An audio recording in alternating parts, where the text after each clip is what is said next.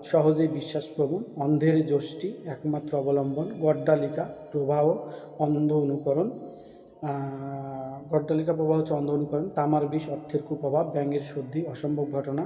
সন্ধি বিচ্ছেদ করতে বলেছে রত্নাকর, রত্নযোগ আকর, মহার্ঘ মহাযোগ অর্ঘ, নাবিক নযোগ ইক, জলকা জলযোগ ওকা, তস্কর তজ্যোগ কর। 10 নম্বর ছিল বাংলা থেকে ইংলিশ করতে হবে। আমি আমার দেশকে খুব ভালোবাসি, I love my country very much. ভোরে ঘুম থেকে ওঠা স্বাস্থ্যের জন্য উপকারী। Walking up yearly in the morning is good for health.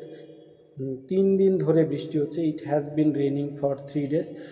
আমি আমার দায়িত্ব সম্পর্কে সম্পন্ন করেছি, I have complete my duty. আমি তোমাকে যেতে দেখলাম, আই স হিম গোয়িং।